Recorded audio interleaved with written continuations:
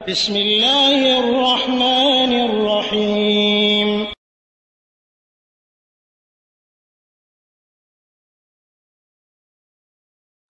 ওয়ালাইকুম আসসালাম ওয়া রাহমাতুল্লাহি ওয়া বারাকাতুহু। শহীদিন শিকি গ্রুপ থেকে সৌদি আরব প্রবাসী এক ভাই, মোবাইল নম্বর শেষে 1456, এই ভাই জানতে চেয়েছেন যে অনেকে মসজিদে এসে নামাজ পড়েন, নামাজ পড়ার সময় দেখেন ইমাম সাহেব রুকুতে গেলে তারা অনেক সময় দাঁড়িয়ে থাকেন, অথবা তারা সিজদায় থাকলে দাঁড়িয়ে থাকেন, ইমাম সাহেব উঠলে তারপর তারা নামাজের নিয়াত করেন। তা কোনটা ঠিক? দাঁড়িয়ে থাকতে হবে নাকি ইমামের সঙ্গে যেতে হবে? আলহামদুলিল্লাহ ওয়াসসালাতু ওয়াসসালামু আলা রাসূলিল্লাহ, আম্মা বাদ। সম্মানিত ভাই, কোরআনুল কারীমে সূরা বাকারার 43 নম্বর আয়াতে আল্লাহ রাব্বুল আলামিন একটা নির্দেশ করেছেন। আল্লাহ বলছেন, ওয়া আকিমুস সালাতা ওয়া আতুজ যাকাতা ওয়ারকাউ মা'আর রাকিঈন। তোমরা সালাত কায়েম করো, যাকাত প্রদান করো এবং রুকুকারীদের সঙ্গে রুকু করো। এখানে এই রুকুকারীদের সঙ্গে রুকু করো অর্থাৎ আপনি ইমাম সাহেব যদি রুকুতে থাকে রুকুতে যাবেন, সেজদায় থাকবেন সেজদাতে যাবেন। অর্থাৎ আপনি এখানে বিশেষ করে যেটা বোঝানো হয়েছে সেটা হলো জামাতের সঙ্গে আপনি সালাত আদায় করবেন। তো জামাতের সঙ্গে সালাত আদায় করতে গেলে আপনি ইমাম সাহেবকে যে অবস্থায় পাবেন সে অবস্থায় আপনাকে তার সঙ্গী হতে হবে।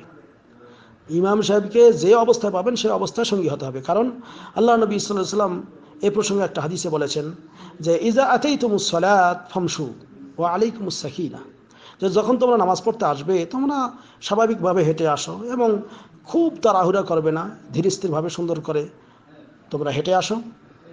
ফামা আদরাকতুম ফাসাল্লু, যা তোমরা পেয়ে যাবে সেটা পড়ে নাও। ওয়ামা ফাতাকুম ফাতিমু, আর যেটা তোমাদের ফৌত হয়ে যাবে ফাতিমু, সেটা পূর্ণ করো। মুত্তাফাকুন আলাইহি, সহিহ বুখারী মুসলিমে হাদিস বর্ণিত রয়েছে। তো এই হাদিস থেকে যেটা প্রমাণিত সেটা হলো যে ইমাম সাহেবকে যে অবস্থায় আপনি পাবেন সে অবস্থায় আল্লাহ নবী বলেছেন যে ফামা আদরাকতুম ফাসাল্লু, তোমরা যে অবস্থায় যা কিছু পাবে সেটা পড়ে নাও। ইমাম সাহেবের সঙ্গে পড়বে, আপনি রুকু পাইছেন রুকু পড়বেন, সেজদা পাইছেন সেজদা পড়বেন। কিন্তু এই রুকু পাওয়ার ক্ষেত্রে যে আরও একটা প্রশ্ন উত্তর আমি আজকে বলেছি, তবে এই রুকু পাওয়ার ক্ষেত্রে যদি কেউ পরিপূর্ণ রুকু পেয়ে যায় তাহলে তার ওই রাকাতটা হয়ে যাবে। এই রাকাতটা আপনার আর দ্বিতীয়বার পড়তে হবে না।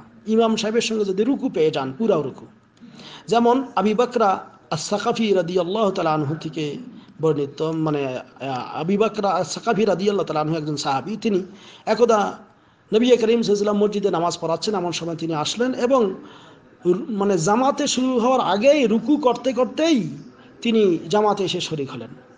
আল্লাহ নবী সাল্লাল্লাহু আলাইহি ওয়াসাল্লাম নামাজ সালাম ফিরিয়ে বললেন যে জাদাকাল্লাহু হিরসা ওয়ালা তাউদ, আল্লাহ তোমার এই নামাজের প্রতি আগ্রহ আরও বাড়িয়ে দেখ, কিন্তু এই কাজ আর করবে না। এই কাজ করবে না বলতে এই রুকু করতে করতে আর জামাতে শরীক হবে না। কিন্তু আল্লাহ নবী সাল্লাল্লাহু আলাইহি ওয়াসাল্লাম তাকে আর বলেনি তুমি এই রাকাতটা আবার পড়ো, যেহেতু তিনি রুকু করেছেন। তাই ইমামের সঙ্গে রুকু পাইলে এই জন্য এই রুকু পেয়ে যায়, তার ওই রাকাতটা হয়ে যায়। সহিহ বুখারীতে হাদিস বর্ণিত রয়েছে। কাজে আপনি যদি যে অবস্থায় পাবেন সেই অবস্থায় আল্লাহু আকবার করে রুকুতে যাবেন। এখন যদি ইমাম সাহেব উঠতে উঠতে আপনি আপনার প্রস্তুতি নিতে নিতেই ইমাম সাহেব উঠে গেল, তাহলে অসুবিধা নেই, আপনি ইমাম সাহেবের সঙ্গেই আপনি যে অবস্থায় পাবেন সেই অবস্থায় যাওয়াটাই হলো উত্তম এবং শ্রেষ্ঠ। যে অবস্থায় থাকে ইমাম সাহেব যদি বৈঠকে থাকে বৈঠকে যাবেন, আল্লাহু আকবার বলে, তবে প্রথমে আল্লাহু আকবার বলতে হবে। আল্লাহু আকবার এটা তাকবীরে তাহরিমা দিয়ে এরপরে আল্লাহু আকবার বলে রুকুতে যাবেন, অথবা আল্লাহু আকবার বলে আপনি ওই বৈঠকে থাকলে বৈঠকে, যে অবস্থায় থাকবে ইমাম সাহেব সেই অবস্থায় যাবেন। কারণ ইন্নামা জুইলাল ইমাম লিইউতাম্মা বিহি, কারণ ইমামকে করা হয়েছে এই জন্য তার মাধ্যমে সালাত পরিপূর্ণ হওয়ার জন্য। আশা করি ক্লিয়ার হয়েছে। হাযা আল্লাহু আ'লাম বিস-সাওয়াব। সাল্লাল্লাহু আলা নবিয়িনা মুহাম্মদ। আসসালামু আলাইকুম ওয়া রাহমাতুল্লাহ।